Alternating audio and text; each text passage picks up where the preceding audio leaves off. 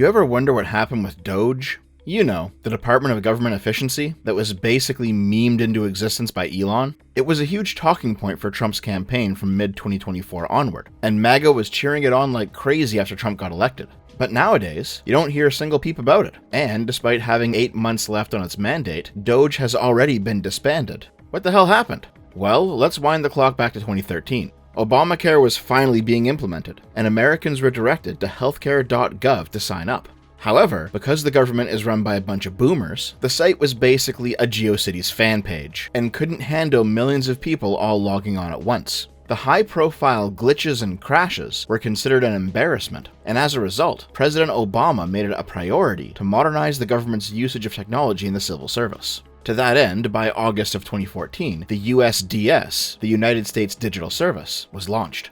A part of the executive branch under the Office of Management and Budget, or OMB, and funded by Congress, the goal of the USDS was not only to get the healthcare website working, but to update, modernize, and streamline all public-facing government functions accessed through modern technology. And by all accounts, the USDS was a resounding success. Every department is required to give Congress a yearly breakdown of what they've accomplished. And in the USDS 2024 report, they outlined that their work on the Veterans Affairs website and app has helped millions of veterans access healthcare services. Their work on COVID-related websites has allowed health departments across the country to coordinate their work, sharing testing results and shipping vaccines. Their work with the IRS streamlined and digitized filing taxes, making the process significantly easier for the average citizen. Basically, USDS was doing its job. So, why are they relevant to this story? Because the USDS became DOGE. Establishing a new department within the executive branch requires congressional approval, and despite the Republicans controlling Congress, Trump didn't even try to have his party pass a bill making DOGE into a real thing.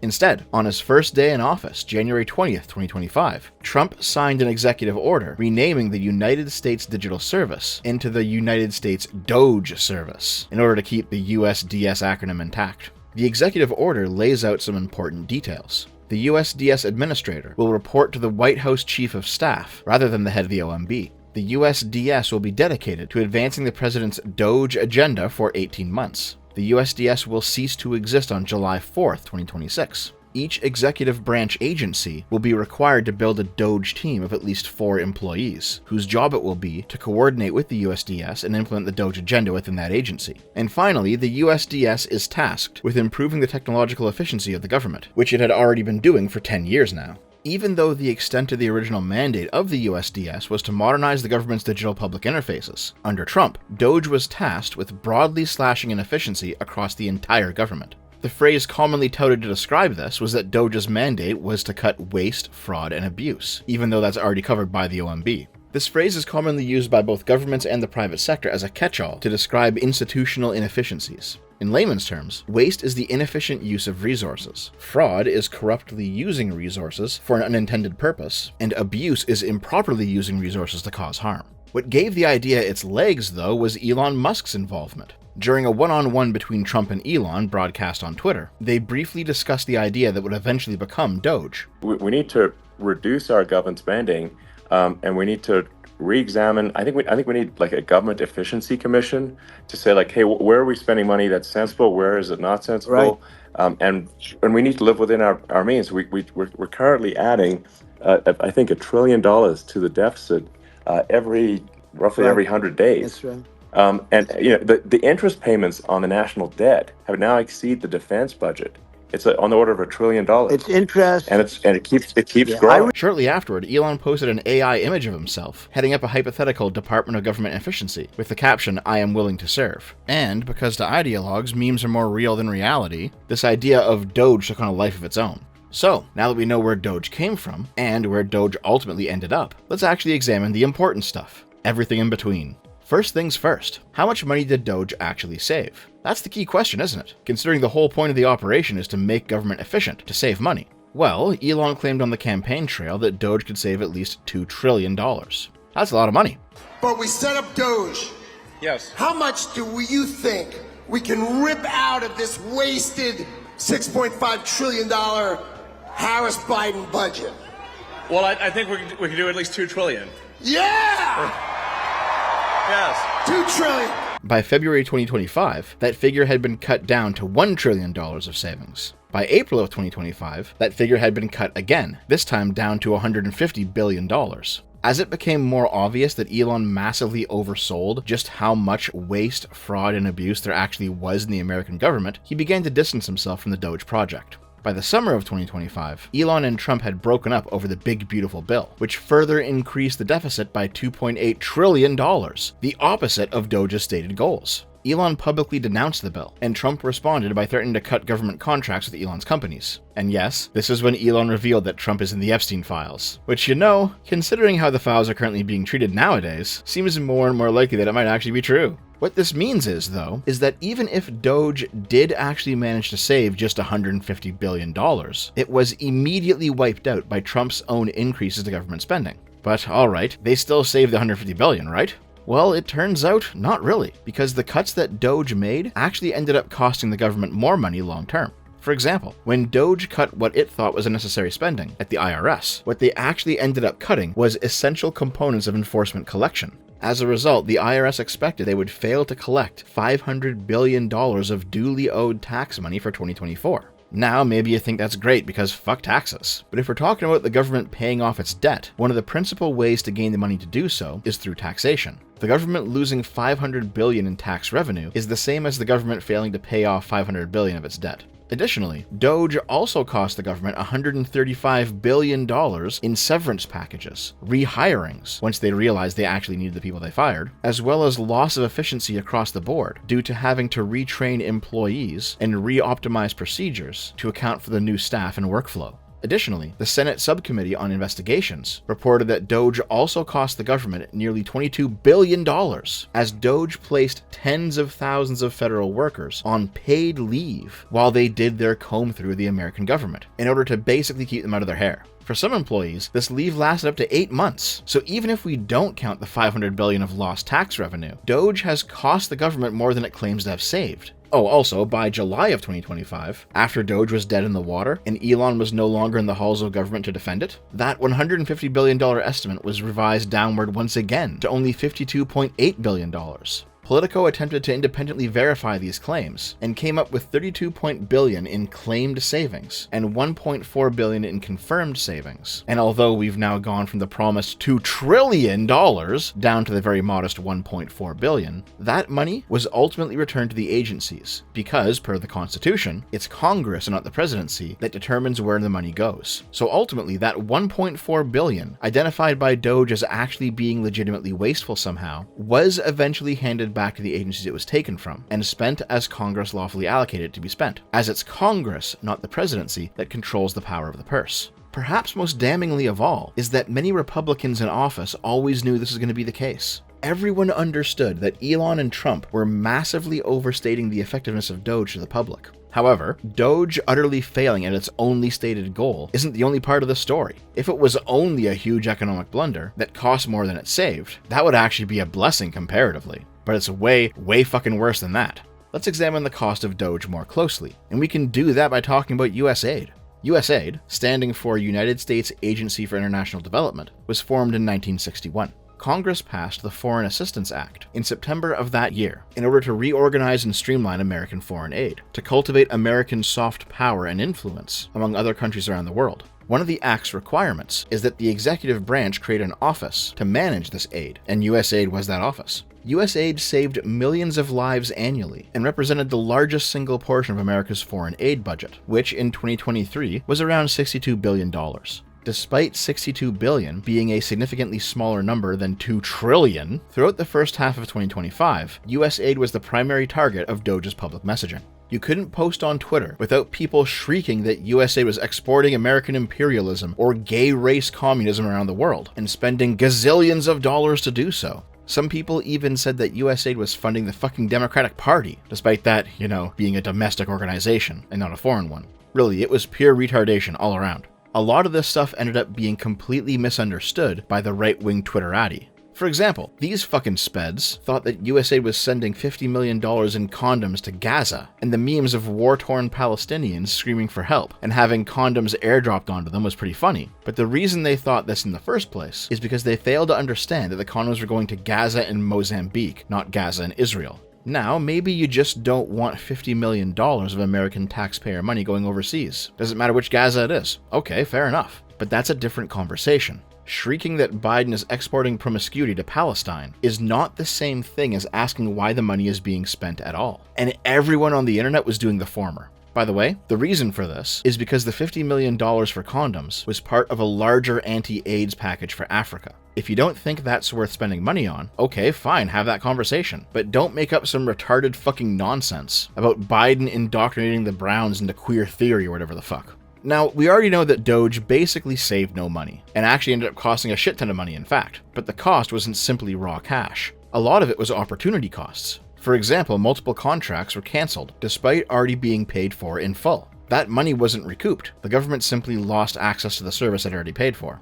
Now once again, maybe you think that for some of these things, it doesn't actually matter that the government lost money, because the product itself was bad, like for example, DEI training or whatever. Fine. Nobody likes sitting through those boring seminars anyway. But when it comes to USAID, the cuts were to way more than just boring DEI seminars. For example, the State Department destroyed millions of meals of emergency food, funded by USAID, that were already deployed across the world, waiting to be handed out. There was no getting that money back. Either you distribute the food or you let it rot, and the Trump administration decided to let it rot. Even if you were cutting the program in an attempt to save a few bucks going forward, what is gained by allowing this waste now? Isn't waste one of the things DOGE was supposed to stop? And, of course, there is the loss of human life. As a result of USAID getting gutted, an estimated 660,000 people have died so far, mostly children in the third world. The causes and locations are scattered across the globe. Some by starvation, others by vaccine-preventable illnesses, others from HIV or tuberculosis. And expect many more deaths to follow.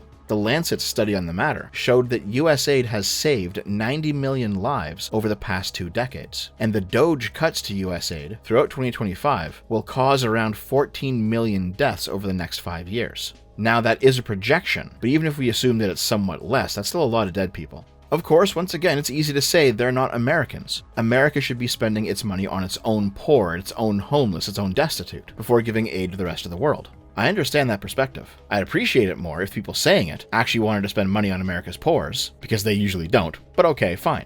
If you genuinely believe that USAID simply needed to be cut because America can't keep funding everything, then fine, bite the bullet. Admit that you're okay with the fact that 660,000 preventable deaths have happened, mostly of children, because you wanted the government to save around $63 billion. Admit that you're okay with a possible 14 million additional deaths over the next 5 years, in order to save, on average, $63 billion each year, because that is what you're giving up in exchange for this money, those lives. No right-winger I've spoken to thus far has been willing to bite that bullet. They say the numbers are faked, or USAID was simply exporting queer theory anyway, or whatever the fuck, but none of them ever actually reckon with the real-world cost of what they advocate for. I know at least some right-wing people watch me, so I want you to nut up and post it in the comments. Which do you value more? $63 billion of American money, which is less than 1% of America's yearly budget, or 660,000 lives, mostly children? If it's the money, just say so. I honestly respect that kind of brutal honesty way more than this cucked shit where you dance around the actual toll of what you advocate for. Costs in money, material, and lives are not the only debt that DOGE has incurred. Throughout its short lifespan, DOGE became an actual example of a real deep state, a state within a state, a parasitic organization with no legal mandate on paper, but in reality few checks on its power. For example, Elon and Trump both made the claim that DOGE is transparent, but despite this, the Trump administration denied Freedom of Information requests on DOGE's actions, and the Trump-aligned Supreme Court upheld this stance, allowing DOGE to operate in secret without public scrutiny of its actions. It's important to note that despite the meme name of department, DOGE wasn't actually a department, and Elon wasn't actually a department head. That would require approval by the Senate. Instead, Elon and his team were special contractors, brought in by and reporting directly to Donald Trump. The official head of DOGE, meaning the former USDS that Trump had co-opted, was a woman named Amy Gleason. Gleason was an emergency room nurse who eventually founded her own virtual healthcare company, CareSync. Due to this experience, she was brought into the USDS in 2018 and was a key component of the White House Coronavirus Task Force. She was made the on-paper administrator of DOGE in early 2025. Nonetheless, in public, Trump repeatedly referred to Elon as being the head of DOGE. During one of the many DOGE-related lawsuits, of which there are so fucking many, I will eventually have to do a deep dive follow-up in this topic at some point, it came out that Elon was not officially in charge of DOGE. Gleason was. After all, Gleason's worked in government for years and Elon hasn't. But unofficially, Gleason's job was to be a go-between for Elon and his team and the actual government, and Trump's expectations of her was that she was to implement Elon's recommendations. This isn't the only way that DOGE has enjoyed an ambiguous status either. When DOGE moved beyond its official on-paper mandate of digital government services and began to make cuts everywhere, the Trump administration claimed that DOGE was not actually an official agency of the executive branch. Instead, they were personal advisors to the president. Despite this, DOGE repeatedly requested funding from the Office of Personnel Management. Because those budgets were granted, legally that meant that Trump was treating DOGE like an agency. That creates a legal problem for Trump, as no statute of Congress has imbued DOGE with the power it claims to wield, and no money was appropriated for its actions. In response to this conundrum, the Trump administration stopped publicly reporting DOGE's expenditures. So, you've got an organization that has no real legal status, no on-paper right to do what it tried to do, staffed by unelected, unappointed acquaintances of Elon Musk and Donald Trump, while the actual people who should be in charge of these projects are simply leaning back and allowing these interlopers to do whatever they want, and neither the Trump-aligned SCOTUS nor the Trump-aligned Congress saw fit to intervene. This is truly a ridiculous amount of corruption, the textbook example of a deep state. All that being said though, what was the corruption in a practical sense? What did the DOGE script kiddies and tech bros do with all this power, beyond injecting massive inefficiencies into the systems they intended to streamline anyway? Well, the Vice President, J.D. Vance, said matter-of-factly way back on January 31st, 2025, that DOGE's most important aspect wasn't even about saving money. It was about purging bureaucratic roadblocks in the way of Trump implementing his agenda. This is a far more honest statement than anything Trump or Elon's ever actually said. I mentioned DEI earlier. Just as strictly adhering to DEI principles in hiring or something, regardless of their cost, is an ideological position, strictly rejecting them regardless of their cost is also an ideological position. It turns out that significant amounts of DOGE interference with the government was to make ideological changes in the government, not to save money, which is completely against what Trump and Elon both publicly stated, but is completely in line with what Vance stated. And while I don't like DEI slop either, I also understand it doesn't stop with DEI. The bureaucratic hurdles that Vance wants to dismantle, those are the checks and balances on government power. A liberal democracy divides power across the bureaucracy, different branches and levels of government, so that all power isn't vested into one office. I think the term fascism is massively overused. I made my video on the 3 forms of fascism to specifically outline what fascism is. I don't like calling Trump a fascist because he doesn't actually fit any of those 3 forms. But Vance's view of DOGE is the closest this administration has come to actually being fascist. Under Mussolini, the Italian fascists viewed laws, constitutions, norms, the safeguards of liberal democracy as obstacles to be overcome or rerouted around, rather than rules to be respected, while the Italian liberals viewed laws and norms as guidelines for correct political conduct. Mussolini and the fascists viewed them as the maximum possible extent they were allowed to go, and if some clever loophole or rationalization allowed them to push even further, then all the better. Vance is far more dangerous than Trump because Trump is simply self-interested, but Vance views the guardrails on power the same way that Mussolini did. Additionally, the fascists embedded themselves into every part of public and private life. In fascist Italy, Nazi Germany, and also socialist dictatorships like Soviet Russia, every government institution had embedded within it a political commissar whose job it was to educate the mid-level people working in the bureaucracy in the regime's political theory, and ensure that the institution was accomplishing the regime's goals. This is not unlike DOGE, which, per Trump's executive order, had a team inside every executive branch agency in order to ensure strict alignment with Trump's agenda, and which relentlessly enforced ideological conformity within these institutions. In fact, the only thing that kept DOGE from being more fascist is that although the other parts of government have been more than happy to let Trump rape the executive, they did not allow DOGE to become embedded in their domains.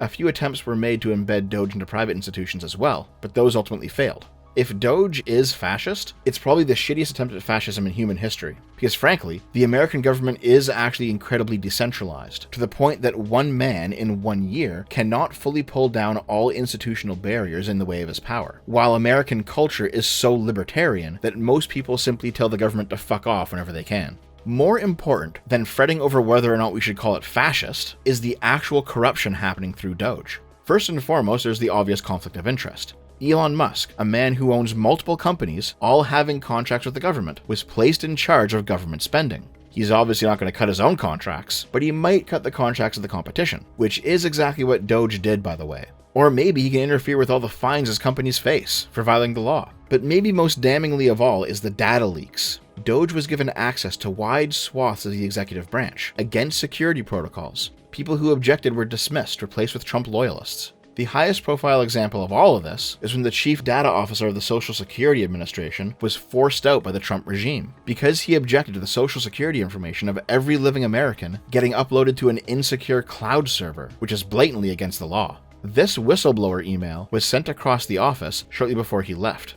DOGE employees began deleting it out of everyone's inbox, but not before it was copied online. This leak pointed to a larger data harvesting effort on behalf of DOGE across multiple organizations, with the goal appearing to be the creation of a master database containing the information of every American in one centralized location. This is exactly the type of thing that right-wingers absolutely used to fear the federal government was going to do one day, and now they just don't fucking care. The long and short of it is, DOGE was a complete clusterfuck. It saved no money, it actually cost money. It increased inefficiency for no good reason. It massively increased corruption. It violated the law, it violated the Constitution. And as of this video, over 40 lawsuits are still working their way through the courts. And it massively decreased the security of the average American citizen. Because not only has information on them been collected and centralized in the federal government, contrary to how that government should be run, that information has been treated with such poor security standards that it's almost guaranteed every single American rival has somehow managed to get a copy of it.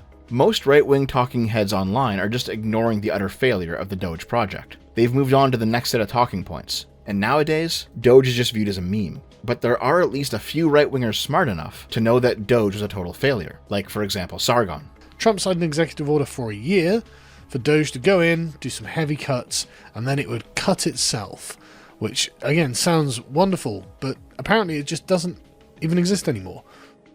Trump disbanded it, and well, I mean, I don't know if Trump disbanded it personally, with 8 months left, ending the initiative. But apparently the functions have been outsourced to various other resource offices and just kind of dissipated into the swamp. And so it's just, okay, great. If Donald Trump and the richest man in the world, Elon Musk, can't reduce the size of the American government and the spending of the American government, what can be done? I just want to be clear, it's not that I think that Trump and Elon didn't try either. I'm sure they did try.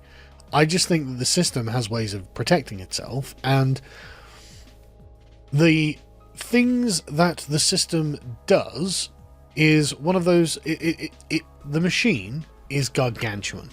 I think we really don't understand the scale of our own governments at this point. No, Trump is the machine. He is the system. He is the swamp.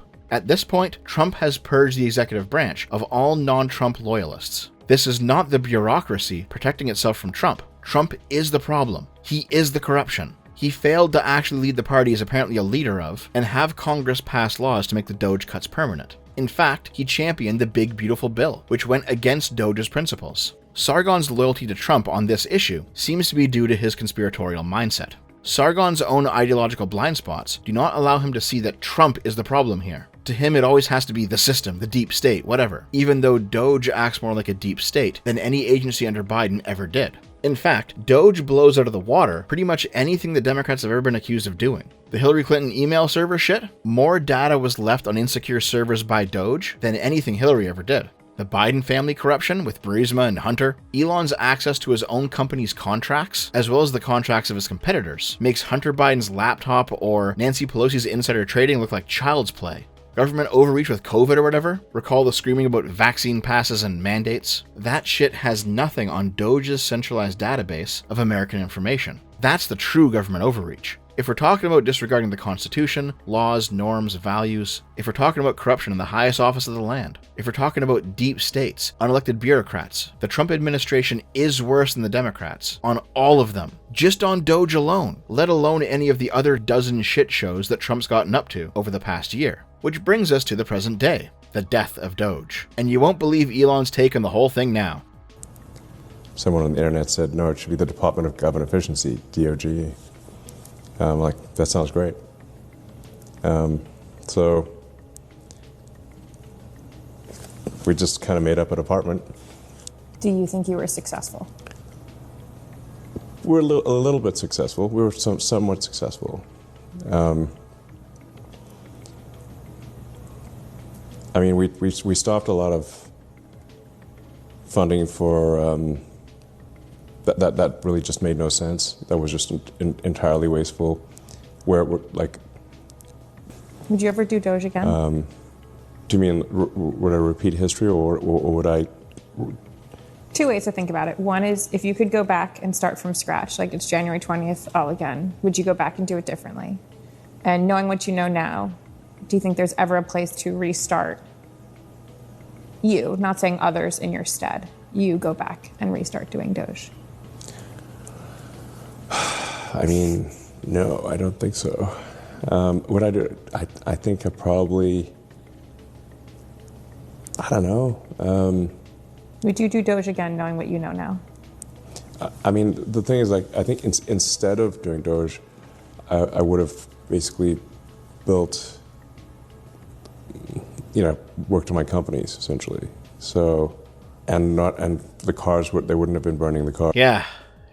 I don't think he wants to admit that it was a complete waste of his time and turned the average American's sentiment against him, but that's clearly what happened. He's right. Tesla might still be a beloved American project had he simply stayed out of politics. At this point, Doge is just gone, and its damage will be felt for a long time to come. It ruined a whole bunch of really good things, and didn't even accomplish any of its goals in return. In fact, it made the problem worse, and the Trump cultists, the MAGA loyalists, have mindlessly moved on to the next topic. They don't talk about Doge or USAID anymore, except either as a joke, or in a vague sort of way, like, oh yeah, didn't we save $2 trillion? Before their eyes glaze over, and they return to their slop troughs. Like, look at this here. I know I'm second monitor content for you. Look over at the video for a second, okay? This is a Doge fan account. It used to post updates on Doge-related news. Now it's just a feed full of garbage. How is any of this shit related to Doge? Jesus Christ, for all the cuts that should have been made, this Twitter account should have been on the chopping block. Doge was an abject failure. And no, Sargon, not because of the deep state, but because of Trump, because of Elon, because of Doge itself. The rightoids were suckered in by promises of $2 trillion of cuts when there was actually nothing to cut, and now they're reaping what they've sown. Promises to expose the waste, fraud, and abuse when there really wasn't any. Promises of prosecutions when the only people breaking the law are in the Trump administration. And what you actually got was massive data theft, conflict of interest, corruption, and a pile of corpses in the third world for no reason whatsoever. Good fucking job, you idiots.